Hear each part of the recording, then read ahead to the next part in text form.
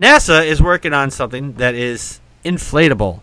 Now, there's a lot of things you can get in life that are inflatable. You can get hot air balloons. You can get girlfriends. He stole my line. Sorry. Yes, you can get girlfriends that are inflatable. If you're going out into space, I don't know if they're going to let you take your inflatable girlfriend. They might decide to make a module out of her, which is basically what NASA. Hey, just to be fair to the, you can get boyfriends. Yes, too. you can. Yes, you can. You can get inflatable boyfriends too. You don't see too many of them out there though, because Ew. Delayed response there. The reason why women don't buy inflatable boyfriends because they won't mow the lawn.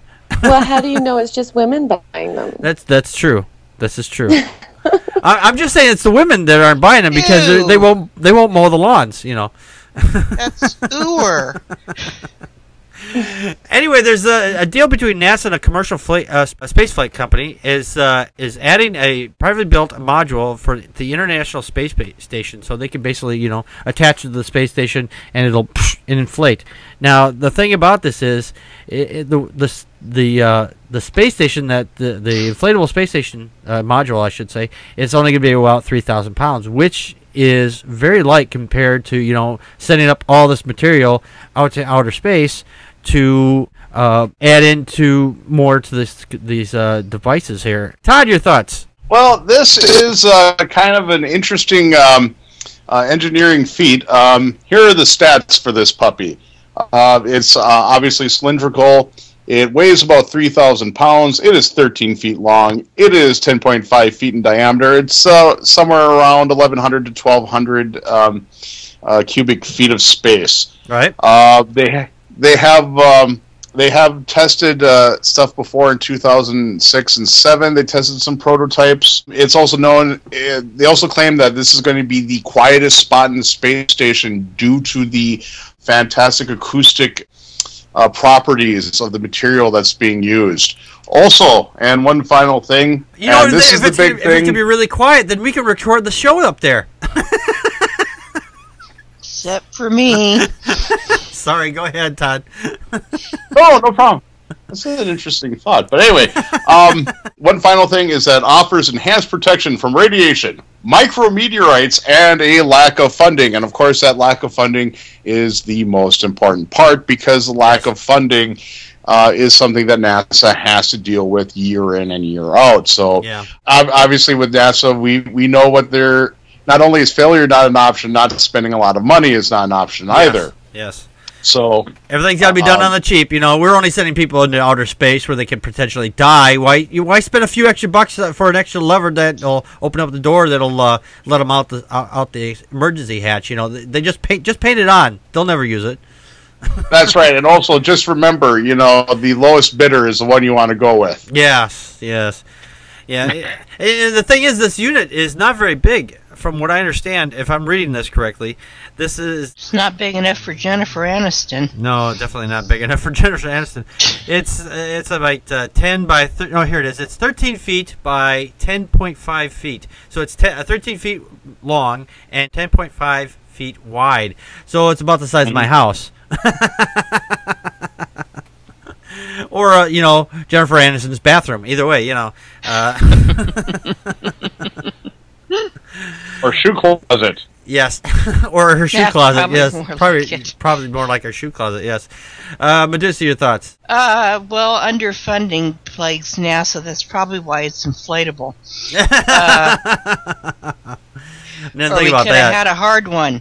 Oh, yuck. Boom, ching. Making sure it's not the inflatable boyfriend version, anyway. Ookie. Do these things connect? Can they be connected in space? Apparently, yes, they can. It's a module that attaches right to the space station. So it's can they connect to each other though? I don't know. That's a good question. Yes, they can. Yes, they okay. That was in the article. All right. Well, that's cooler than school then. I think that's real nifty. They can connect to each other, and you can build on them and have a big space station out there. Yep. Just don't have anything sharp. No earrings for you. No, there'll be no piercings in space for me. You know, I always think about when I think about this being in space, and you said it's nothing sharp. I always get there's this old TV show. I forget which one I saw this clip from, but these people, they were sitting on they sat on the waterbed for the first time, and somebody took a comb or something, you know, with the old pointy kind at the end, and they went like this, jammed it in, and the water starts shooting out. So you don't want to do that in space, you know. No pros. Yeah. No hangers. No sharp hangers. No Even wire potato hangers. chips can be fatal in space. Yes, they can. Yes, absolutely. You just poke you right in the eye because they're floating around out there. They're not nailed down to the floor, you know. Ivani, your thoughts? I think it would be great if the public could donate money toward this and any space-related, science-related thing.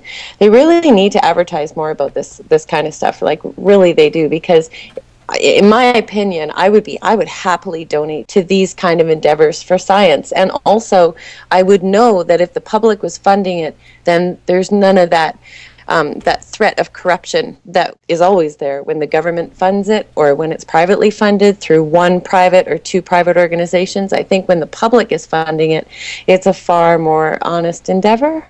Interesting. You know, if NASA doesn't they get funding from the government, so kind of we are funding. I mean, overall by our taxes, you know. Not really, though. If the government isn't giving them the taxes to fund the project, well, if they're not getting enough separately. Yeah, if they're not like getting Red enough, Cross, right. you know. Well, we could donate to science. We could have a NASA page where we could donate to the things that we love and put it into our own hands.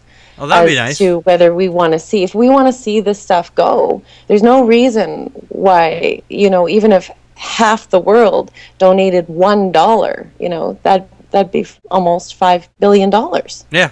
Well, yeah, roughly. Yeah. So, yeah. If we got the whole planet to donate $1, we'd had $7 billion right there. Yeah. Yeah.